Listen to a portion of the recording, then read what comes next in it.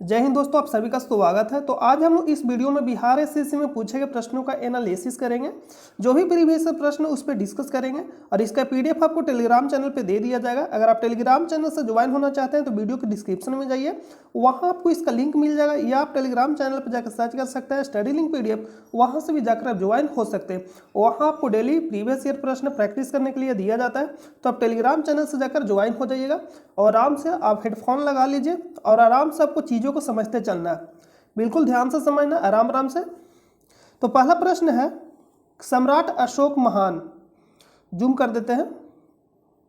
प्रश्न है कि सम्राट अशोक महान जिसने 40 वर्षों तक भारत में राज किया की राजधानी का उस समय नाम था, यानी क्या नाम था? तो राजधानी का नाम क्या था? पाटलिपुत्र, यानी अशोक का राजधानी कहाँ था? Pataliputra. Option number C right हो जाएगा। अशोक के ही समय तृतीय बौद्ध संहिता का आयोजन किया गया था। कहाँ किया गया था? पाटलिपुत्र में किया गया था। और एक कब किया गया था? 255 ईसा पूर्व। तो 255 आप नहीं याद रखिएगा, लेकिन तृतीय बौद्ध संहिता कहाँ हुआ था? पाटलिपुत्र में हुआ था। किसके समय हुआ था? अशोक के समय हुआ था। अध्यक्षता किसने किया? यह प्रश्न पूछा जाता है। तो मोगलीपुत्र तिस्यत ने अध्यक्ष था। कौन था अध्यक्ष? मोगलीपुत्र तिस्यत, यानी अध्यक्षता किसने किया? मोगलीपुत्र तिस्यत।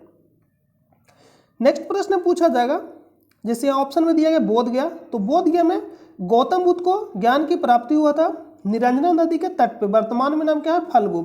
सारनाथ में महात्मा बुद्ध ने सर्वाधिक पहला उपदेश कहाँ दिए थे? सारनाथ में। और सर्वाधिक पूछेगा तो श्रावस्ती। श्रावस्ती सब याद रखिएगा, सबसे अधिक श्रावस्ती में दिए थे और पहला उपदेश सारनाथ में। तक्षशिला में, तक्षशिला विश्वविद्यालय विश्व का पहला विश्वविद्यालय था, तक्षशिला विश्वविद्यालय। लेकिन प्रश्न पूछा जाएगा कि आवासीय विश्वविद्यालय, विश्व का पहला आवासीय विश्वविद्यालय, तो आंसर हो जाएगा नालंदा। आवासीय कहने का मतलब है, आवासीय कहने का मतलब क्या है? जहां हॉस्पिटल सुविधा हो। हॉस्पिटल बोल दिया क्या? हॉस्टल सुविधा, हॉस्पिटल नहीं हो, जहां हॉस्टल सुविधा हो। हॉस्टल मतलब रहने के लिए, उसको बोलते हैं आवासीय विश्वविद्यालय। तो पहला आवासीय विश्वविद्यालय नालंदा हो जाएगा।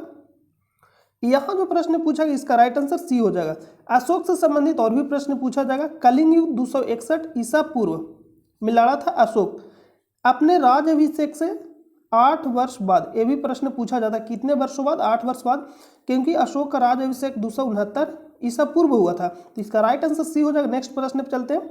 और कलिंग युद्ध के बारे में अगर वर्णन पूछेगा कि अशोक के किस शिलालेख में, तो 13वें शिलालेख में है। और किस अभिलेख में? हाथी गुफा अभिलेख, खारवेल का हाथी गुफा अभिलेख में वर्णन है। नेक्स्ट प्रश्न पर चलते हैं। नेक्स्ट है कि निम्नलिखित में से कौन सा देश आसियान का सदस्य नहीं है? आसियान पूछा गया है, तो इसमें ही छुपा हुआ सदस्य देश का नाम। अगर इसका फुल फॉर्म देखिएगा, आसियान का मतलब होता है association of south east Asian nation. इसी में छुपा है साउथ ईस्ट, यानी एशिया के जो दक्षिण पूर्व देशों का संगठन, यानी एशिया के जो दक्षिण पूर्व में जो देश पड़ता है, दक्षिण पूर्व में जो देश पड़ता है उसका संगठन है। तो कितने देश शामिल है? 10 देश शामिल है। कितना है? 10 देश। तो यहाँ पे कौन शामिल नहीं है पूछा गया, तो कौन शामिल नहीं है? तो देश के पहले आप नाम जान लीजिए, कौन कौन सा देश शामिल है। तो दक्षिण पूर्व में कौन सा पड़ेगा? जैसे दक्षिण पूर्व करिएगा तो ये आपका पूर्व हो गया, ये उत्तर, ये दक्षिण और ये पश्चिम। तो दक्षिण पूर्व यही बोला आएगा। तो दक्षिण पूर्व में जो इसमें शामिल है, तो इसमें शामिल कौन कौन है? यहाँ म्यांमार शामिल है, Thailand, Laos, Vietnam, Cambodia, Malaysia, Singapore. ये जो देख रहे हैं आप, ये भी मलेशिया ही है। यहाँ तक इधर 2 भागों में बट गया मलेशिया। यहाँ पे ब्रुनेई है और इधर फिलीपींस और इधर नीचे इंडोनेशिया। टोटल 10 देश। 11वां कौन सा शामिल होगा अगर ये प्रश्न पूछा जाएगा? तो ईस्ट तिमोर। तो प्रश्न पे चलते हैं, कौन सा शामिल नहीं है? ये प्रश्न पूछा गया। तो कौन सा शामिल नहीं? वियतनाम शामिल है, ब्रुनेई ये भी शामिल है, बांग्लादेश शामिल नहीं है। बांग्लादेश जो है सार्क का सदस्य है। किसका सदस्य है? सार्क का। तो आप लोग कमेंट करके बताइए कि सार्क में कौन कौन सा देश शामिल है और इसका स्थापना कब हुआ था। म्यांमार भी शामिल है एशियान में। तो ऑप्शन नंबर सी इसका राइट आंसर हो जाएगा। पूछा गया कि कौन शामिल नहीं है। नेक्स्ट प्रश्न पर चलते हैं।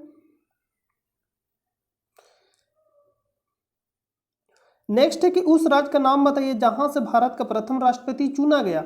तो भारत के प्रथम राष्ट्रपति कौन थे? डॉक्टर राजेंद्र प्रसाद। और ये कहां से बिलोंग करते थे? बिहार से। Option number D. नेक्स्ट प्रश्न है कि सिखों के 10वें गुरु गुरु गोविंद सिंह जी का जन्म हुआ था, यानी कहाँ हुआ था? पटना में हुआ था। और कब हुआ था? 1666 ईस्वी में हुआ था, यानी ऑप्शन नंबर सी इसका राइट आंसर हो जाएगा। सिखों के 10वें गुरु या अंतिम गुरु, ये भी प्रश्न पूछा जाता है कि सिखों के अंतिम गुरु कौन थे? तो गुरु गोविंद सिंह, और 10वें गुरु गुरु गोविंद सिंह। खालसा पंथ का स्थापना कौन किए थे? गुरु गोविंद सिंह। खालसा पंथ का स्थापना कौन किए थे? गुरु गोविंद सिंह। इनका जो मृत्यु हुआ था 1705 ईस्वी में, मृत्यु एक तरह से कह सकते हैं हत्या औरंगजेब के द्वारा कर दिया गया था। औरंगजेब के कहने पे बुल्खान नामक व्यक्ति ने महाराष्ट्र के नांदेड़ में हत्या कर दिया। कब? 1705 में, आप याद रखिएगा। तो इसका राइट आंसर जो ऑप्शन नंबर सी। सिखों के प्रथम गुरु कौन थे और एक गुरु को पद शुरू किसने किए थे? तो गुरु नानक। सिखों के प्रथम गुरु गुरु नानक थे और एक गुरु का पद को शुरू किए थे। और गुरु नानक का जन्म कहाँ हुआ था? तलवंडी में हुआ था, वर्तमान पाकिस्तान में पड़ता है। और वर्तमान में नाम क्या है? ननकाना साहिब, तलवंडी का। और एक प्रश्न पूछा जाता है, गुरुमुखी लिपि की खोज किसने किए थे? तो सिखों के दूसरे नंबर के गुरु थे गुरु अंगद, खोज किए थे गुरुमुखी लिपि। एक प्रश्न पूछा जाएगा आदि ग्रंथ, तो दोनों में कंफ्यूजन नहीं करिएगा। गुरुमुखी लिपि का खोज किसने किए थे? गुरु अंगद सिखों के दूसरे गुरु थे। और गुरु अर्जुन देव आदि ग्रंथ के रचना किए थे। गुरु अर्जुन देव आदि ग्रंथ के रचना किए थे। और स्वर्ण मंदिर कौन बनाए थे? गुरु अर्जुन देव। कौन से नंबर के गुरु थे? 5वें नंबर के। तो नेक्स्ट प्रश्न पे चलते हैं, आप इसको याद रखिएगा, मोस्ट इंपोर्टेंट है। नेक्स्ट है कि 1946 में गठित अंतरिम सरकार में डॉक्टर राजेंद्र प्रसाद किस विभाग के मंत्री थे? तो किस विभाग के? अंतरिम सरकार का जो गठन किया गया था, कैबिनेट जो मिशन भारत आया था, उसी के तहत अंतरिम सरकार का गठन किया गया था कैबिनेट मिशन के द्वारा। तो पूछा गया कि डॉक्टर राजेंद्र प्रसाद अंतरिम सरकार में किस विभाग के मंत्री थे? रक्षा मंत्री, विदेश मामले या राष्ट्रमंडल संबंध, खाद्य एवं कृषि मंत्री? तो खाद्य एवं कृषि मंत्री। आप याद रखिए, मोस्ट इंपोर्टेंट है। दो नाम और याद रखिए, एक जगजीवन राम श्रम मंत्री, किस पद पे थे? श्रम मंत्री थे जगजीवन राम। और एक याद रखिएगा रेल मंत्री अरुणा आशफ अली। 3 नाम आप याद रखिएगा, कृषि मंत्री डॉक्टर राजेंद्र प्रसाद, श्रम मंत्री जगजीवन राम, रेल मंत्री अरुणा आशफ अली। ये 3 नाम इंपॉर्टेंट है, आप इतना याद जरूर रखिएगा। विदेश मंत्री कौन थे? तो पंडित जवाहरलाल नेहरू, ये प्रधानमंत्री के पद पे भी कह सकते थे। रक्षा मंत्री में कौन थे? बलवंत सिंह, रक्षा मंत्री पे थे। और रक्षा मंत्री हो गया। और शिक्षा मंत्री कौन थे? सी राजगोपालाचारी। लेकिन 3 नाम आप जरूर याद रखिएगा। नेक्स्ट प्रश्न पे चलते हैं। नेक्स्ट है कि राजनीति का निम्नलिखित में से कौन सा एक दिशा निर्देशक सिद्धांत महात्मा गांधी के दर्शन से जुड़ा हुआ है? तो महात्मा गांधी गांव से बहुत ही ज्यादा जुड़ा हुआ थे। तो अनुच्छेद 40, 43 के ए, 46, 47 गांधीवादी अगर पूछा जाएगा कौन कौन सा अनुच्छेद था? 40, 43 के ए, 46, 47। धन का एक समान वितरण, ग्राम पंचायतों की स्थापना। तो 40 में क्या? ग्राम पंचायतों का स्थापना, ऑप्शन नंबर बी। राज्य के नीति निर्देशक सिद्धांत किस भाग में है? भाग 4 में है। और अनुच्छेद कहाँ से कहाँ तक है? 36 से 51 तक है। तो यहाँ राइट आंसर है ऑप्शन नंबर बी। प्रबंधन में श्रमिकों की भागीदारी, अंतर्राष्ट्रीय विवादों का शांतिपूर्ण समाधान, 21 में है, अनुच्छेद 51 में। और धन का समान वितरण, यानी समान काम के लिए समान वेतन महिला और पुरुष को किस अनुच्छेद के तहत दिया जाता है? अनुच्छेद 39 के तहत। तो यहाँ राइट आंसर का ऑप्शन नंबर बी। नेक्स्ट प्रश्न, नेक्स्ट है कि हड़प्पा सभ्यता संबंधित है तो कांस्य युग से संबंधित है, ऑप्शन नंबर ए इसका राइट आंसर हो जाएगा। जो इतिहास को 3 भागों में बांटा जाता है, प्राग ऐतिहासिक, आदि ऐतिहासिक और ऐतिहासिक। आदि ऐतिहासिक में कौन पड़ता है? हड़प्पा सभ्यता। और इसी को कांस्य युग भी हम लोग कहते हैं, या सिंधु सभ्यता। सिंधु सभ्यता का नाम क्यों पड़ा था? क्योंकि जितना भी खोदाई हुआ था सिंधु नदी के आसपास ही हुआ था, इसलिए नाम पड़ गया सिंधु सभ्यता। और हड़प्पा में पहला खोदाई हुआ था, इसलिए इसका भी नाम पड़ गया हड़प्पा सभ्यता नाम पड़ गया।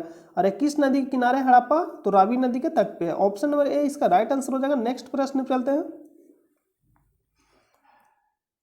नेक्स्ट है कि भारत तथा चीन के बीच सीमा बनाने वाली रेखा है, कौन सा रेखा? मैकमोहन रेखा, ऑप्शन नंबर बी। और ये कहाँ पड़ता है? अरुणाचल प्रदेश में।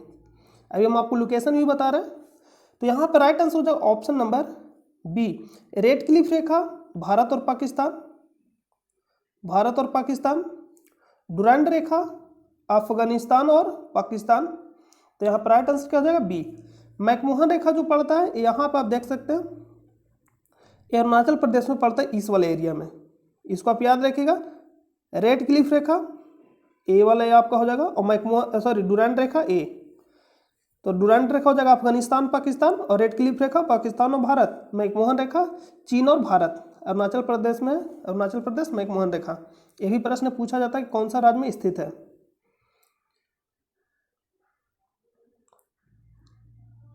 नेक्स्ट है कि नीचे दिए गई प्रमुख घटनाओं का सही तिथि क्रम क्या है?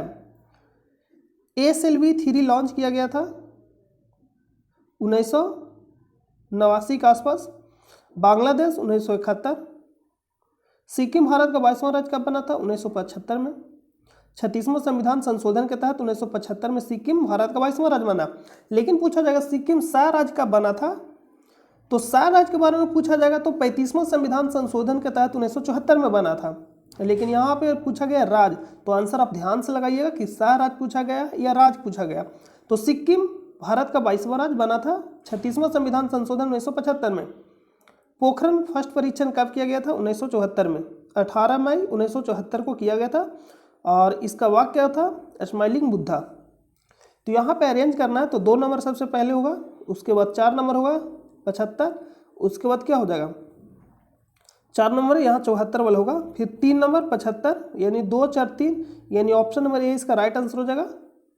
नेक्स्ट प्रश्न पर चलते हैं। नेक्स्ट है कि निम्नलिखित में से किन देशों के समूह से भूमध्य रेखा गुजरती है? गुजरती है पूछा गया है, तो गुजरती है तो सबसे पहले आप मैप में देखिए कौन कौन सा देश है जहां से भूमध्य रेखा गुजरती है। इक्वाडोर गुजरता है, कोलंबिया, ब्राजील, सॉ प्रिंसिप यहाँ से भी गुजरता है, गयान, कांगो गणराज्य यहाँ से भी, युगांडा, केनिया, सोमालिया से भी गुजरता है, इंडोनेशिया, लेकिन मलेशिया से नहीं गुजरता है, आप ध्यान दीजिएगा, मलेशिया से नहीं गुजरता है। अब जो यहाँ पे पूछा गया कि कहाँ से गुजरता है, यहाँ पे दिया गया मलेशिया, तो मलेशिया से तो गुजरता ही नहीं है, तो ऑप्शन नंबर ए नहीं होगा, ऑप्शन नंबर सी भी नहीं होगा।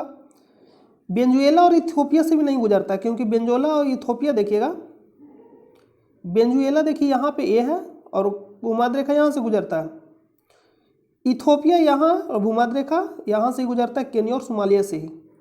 तो यहाँ पे आंसर जो हो जाएगा ऑप्शन नंबर मलेशिया वाला भी नहीं होगा और ए भी नहीं होगा, यानी option number B, Colombia, Kenya और इंडोनेशिया राइट आंसर हो जाएगा ऑप्शन नंबर बी। नेक्स्ट प्रश्न पर चलते हैं। नेक्स्ट है कि चीनी तीर्थयात्री ह्वेनसांग ने भारत पर भ्रमण किया था किसके समय? हाथ से ह्वेनसांग और हाथ से हर्षवर्धन, इस तरह से आप याद रखिए, ऑप्शन नंबर सी। चंद्रगुप्त द्वितीय के समय कौन आया था? फाही यान आया था। नेक्स्ट प्रश्न पर चलते हैं। और चंद्रगुप्त मौर्य के समय कौन आया था? कमेंट करके आप लोग बताइएगा, जो इंडिका पुस्तक लिखा। नेक्स्ट है कि पूर्ण क्रांति का आह्वान किया गया था, तो किसके द्वारा किया गया था? जयप्रकाश नारायण के द्वारा, ऑप्शन नंबर डी। यहाँ पे दे देगा संपूर्ण क्रांति, या तो पूर्ण क्रांति देगा या तो संपूर्ण क्रांति देगा, दोनों एक ही है, option number D right answer हो जाएगा। नेक्स्ट है कि विंग्स ऑफ फायर के लेखक कौन है? APJ Abdul Kalam, option number A. Arundhati Roy, A small of good thing, God things यहाँ पर हो जाएगा। Jawaharlal Nehru, discovery of India, Jawaharlal Nehru discovery of India. Next प्रश्न पर चलते हैं। नेक्स्ट है कि भाखरा नागल बांध स्थित है, तो किस नदी के तट पे स्थित है? सतलज नदी के तट पे, ऑप्शन नंबर बी। नेक्स्ट है कल्हन द्वारा रचित राजतरंगिणी है, तो कल्हन द्वारा रचित राजतरंगिणी, तो सबसे पहला प्रश्न ये बना कि राजतरंगिणी किसके द्वारा लिखा गया? कल्हन के द्वारा, और इसमें क्या है? जम्मू कश्मीर का इतिहास, यानी ऑप्शन नंबर बी। नेक्स्ट प्रश्न है कि राजा राममोहन राय संस्थापक थे ब्रह्म समाज के, और कब किए थे? 1828 में। आर्य समाज 1875 में। दयानंद सरस्वती के द्वारा किए थे। मुंबई रामकृष्ण मिशन विवेकानंद के द्वारा। प्रार्थना समाज आत्मा से हम लोग प्रार्थना करते हैं जब भी करते हैं, तो नाम रखिए आत्मा से आत्मारंग पांडुरंग, यानी ऑप्शन नंबर 20 का राइट आंसर हो जाए। राजा राम मोहन राय के द्वारा ब्रह्म समाज का स्थापना किया गया था। नेक्स्ट है कि मैगनोट रेखा किन देशों के मध्य स्थित है? जर्मनी और फ्रांस के बीच स्थित, ऑप्शन नंबर सी। मैगनोट रेखा और सीज फ्राई, मैगनोट सीज फ्राई, इस तरह से आप याद रखिएगा। मैगनोट रेखा और सीज फ्राई जर्मनी और फ्रांस के बीच स्थित है। हिंडनबर्ग रेखा पूछेगा तो जर्मनी और पोलैंड के बीच स्थित है। और आप लोग कमेंट करके बताना है कि फिनलैंड और रूस के बीच कौन सा रेखा स्थित है। तो इसका राइट आंसर जो ऑप्शन नंबर सी। यहाँ मैप में हम आपको बता देते हैं कि कहाँ स्थित है जर्मनी और पोलैंड और फ्रांस। यहाँ पे स्थित है जर्मनी, यहाँ पे स्थित है फ्रांस, यहाँ पे स्थित है पोलैंड। मैगनोट और सीज फ्राई जर्मनी और फ्रांस के बीच स्थित है। पोलैंड और जर्मनी के बीच हिंडनबर्ग रेखा स्थित है। और आप लोग कमेंट करके बताना कि फिनलैंड और इधर रसिया यानी रूस के बीच कौन सा रेखा स्थित है। तो आई होप, उम्मीद करते हैं कि आपको समझ में आ गया होगा। मिलते हैं नेक्स्ट वीडियो में, तब तक के लिए अपना ख्याल रखिए। जय हिंद, जय भारत।